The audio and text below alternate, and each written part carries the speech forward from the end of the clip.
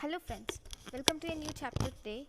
In this lesson, we are going to learn today in psychiatry. Okay, in this psychiatry, we are going to learn about the most important thing, which is post-traumatic stress disorder and associated disorders.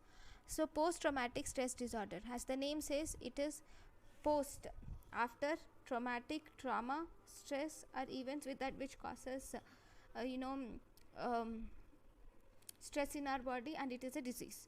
Okay, what happens here is there is some traumatic events, whatever the events may be. They can be war, or there can be floods, there can be accidents, there can be loss of loved ones. Okay, there can be anything.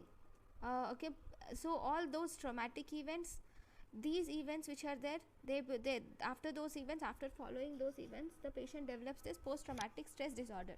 So what actually happens here is the patient will have flashbacks or nightmares of what has happened to him uh, previously, right? During the disorder, during the if he had met with an accident, he gets dreams pertaining to that accident again and again. Okay, so those symptoms will be there, and then he will avoid all the stimuli which will make him remember or remind the trauma or the traumatic event which has happened in his life. Sometimes there can be hypervigilance syndromes, symptoms like hypervigilance or exaggerated startle response, or sometimes insomnia is seen.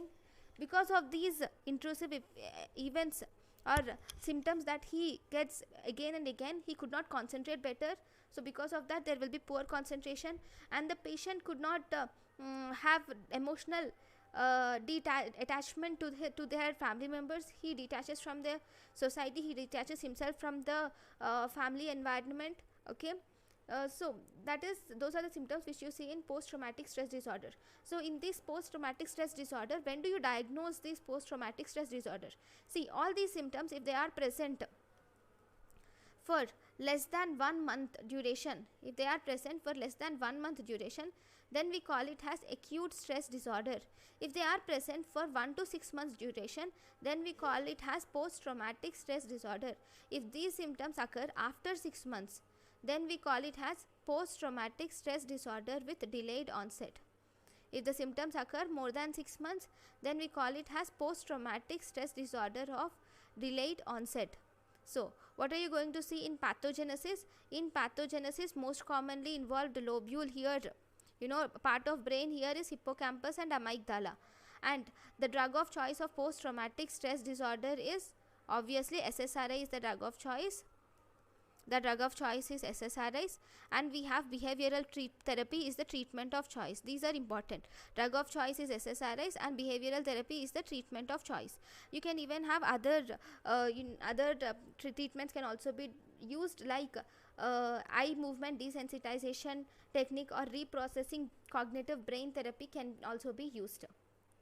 Then we have the next disorder which I would like to discuss here is adjustment disorder.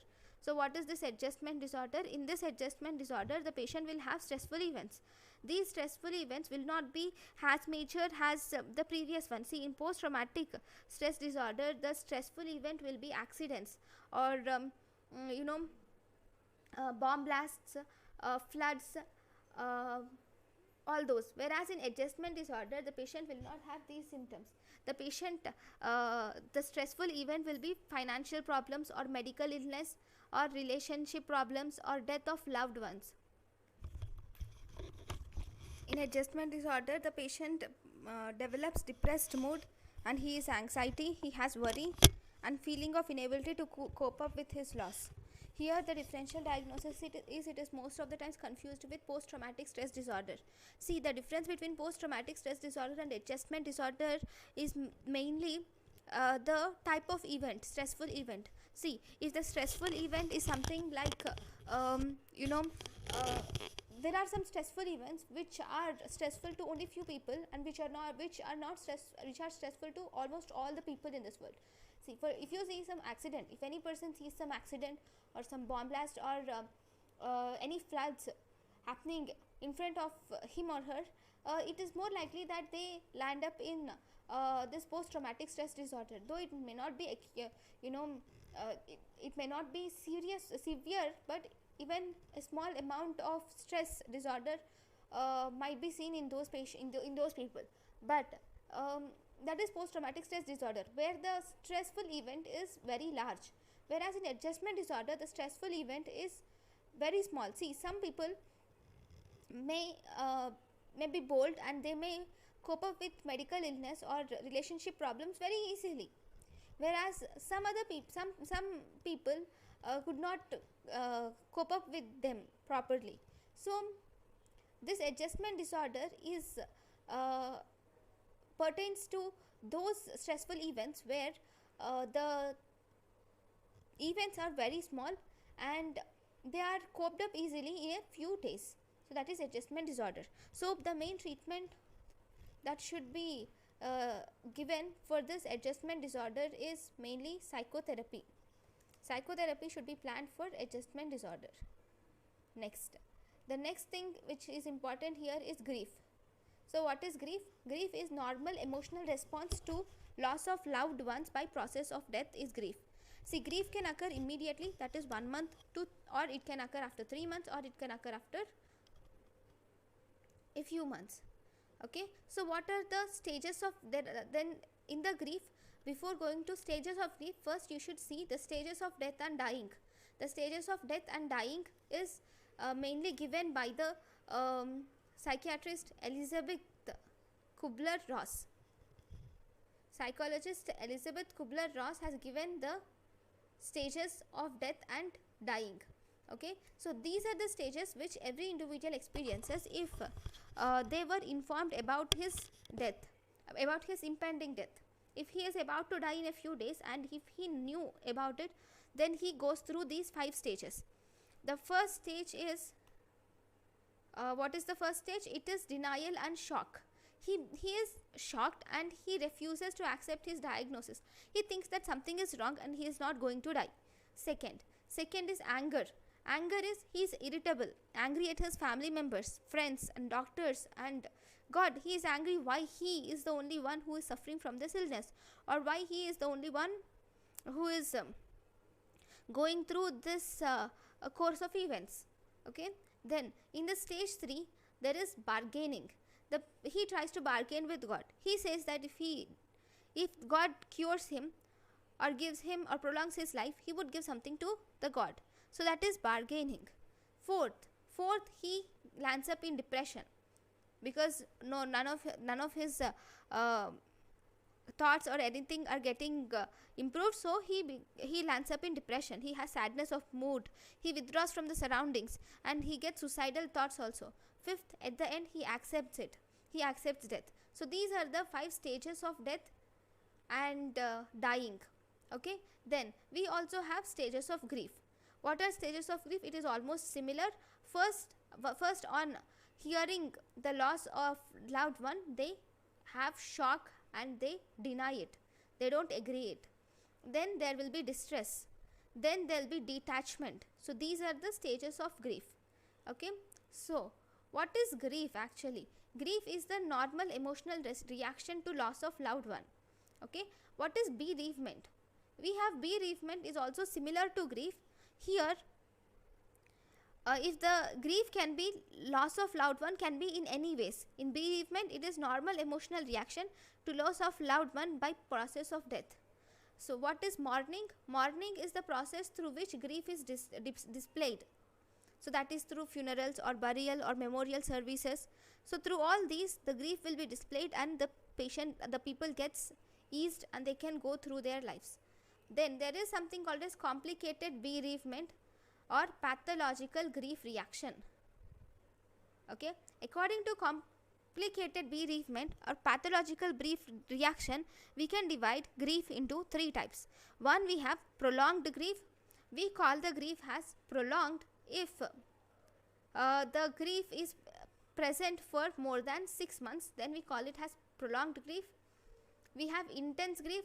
Intense grief is hypertrophic grief, that is the grief, the amount of grief is more.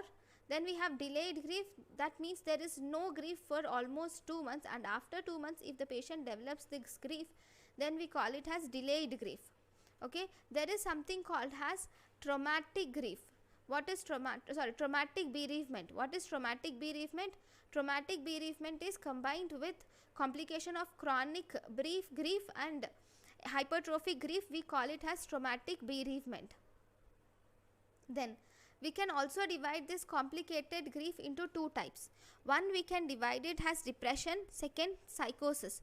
Depression is if there is any active attempt of suicide, or if there can be excessive guilt which is present in the person.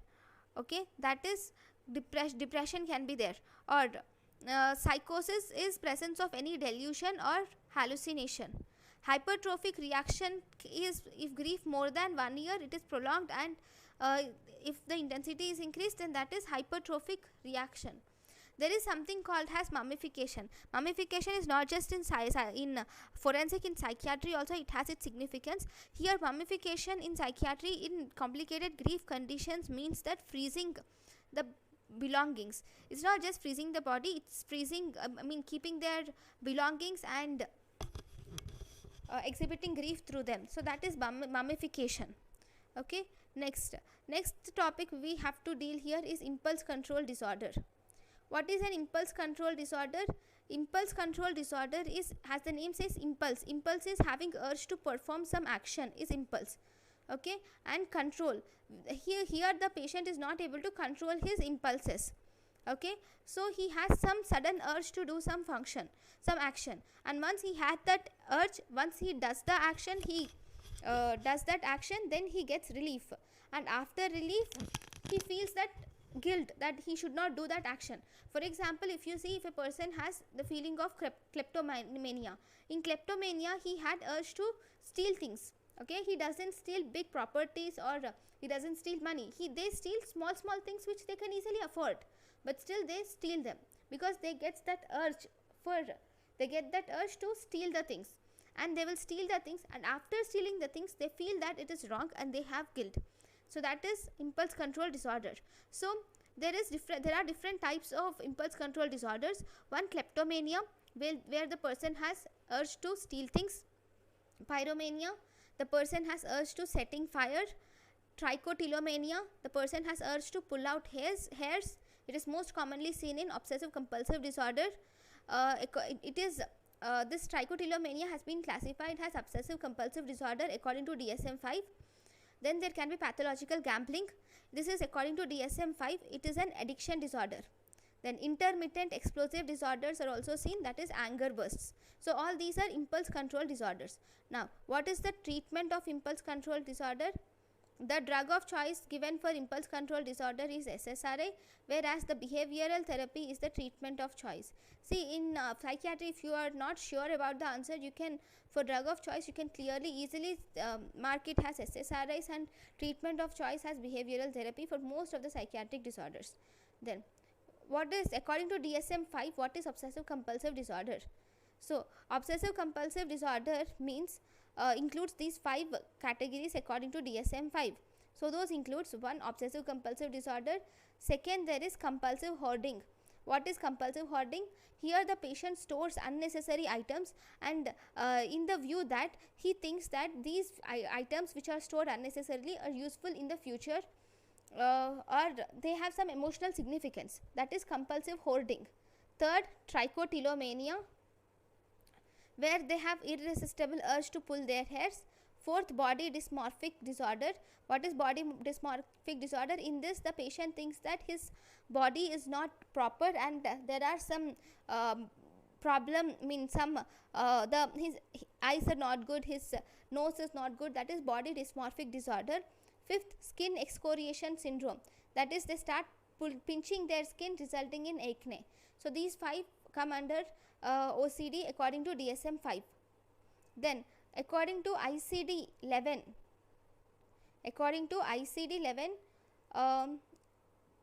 OCD is all these 1 to 5 disorders will come, which we have told, and along with these 5 disorders, if olfactory reference syndrome is also added, then we call it as ICD-10. According to ICD-11, even olfactory reference syndrome is also added to these 5 disorders. Then the next topic here is about substance abuse disorders, which we will deal in our next class. Thank you guys for watching my lecture. Thank you.